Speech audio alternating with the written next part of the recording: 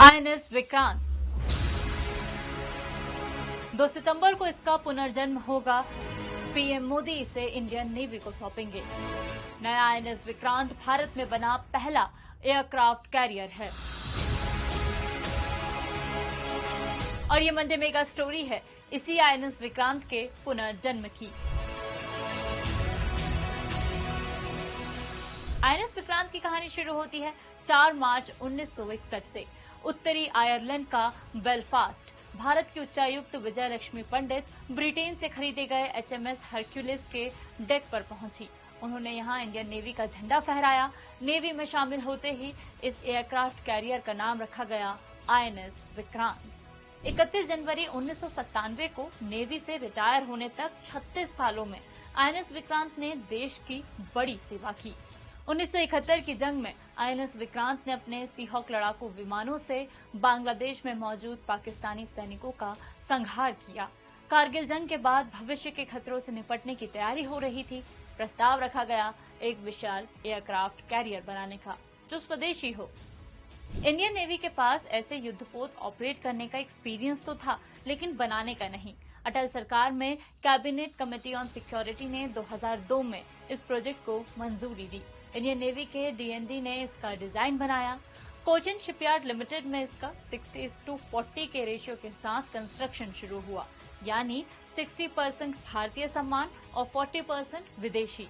2005 तक सब कुछ ट्रैक पर था। तभी रूस ने वॉरशिप ग्रेड स्टील देने से मना कर दिया। वॉरशिप ग्रेड स्टील एक खास तरह की स्टील होती है जिससे एयरक्राफ्ट कैरियर बनाए जाते हैं। हम इसके लिए रूस पर निर्भर थे। उसकी मनाही से 2 साल काम रुका, लेकिन हमने आपदा को अवसर में बदला। इस बीच डीआरडीओ और स्टील अथॉरिटी ऑफ इंडिया ने मिलकर खुद का वॉरशिप ग्रेड स्टील डेवलप किया। 2009 में आईएनएस विक्रांत का प्रोग्रेसिव कंस्ट्रक्शन शुरू हुआ और अब 2 सितंबर 2022 में आईएनएस विक्रांत भारतीय नेवी में कमीशन होगा। ये 262 मीटर लंबा, 62 मीटर चौड़ा, 59 मीटर ऊंचा है। 2 फुटबॉल फील्ड के बराबर रनवे है। इसमें 4 LM-2500 गैस टर्बाइन्स हैं जो 88 मेगावाट पावर जनरेट करेंगे। 14 डेक हैं, 2200 compartments, multi speciality hospital, canteen के साथ मॉडर्न किचन भी, जहां 1 घंटे में 1600 लोगों का खाना बन सकता है। एक बार ईंधन भरने पर यह 45 दिन तक समुद्र में रह सकता है और वहीं इसे रिफिल भी किया जा सकता है। आईएनएस विक्रांत टारगेट एलिफेंट है, यानी ये इतना विशाल है कि जंग के दौरान इसे छुपाया नहीं जा सकता। इसीलिए सुरक्षा के खास इंतजाम किए गए हैं।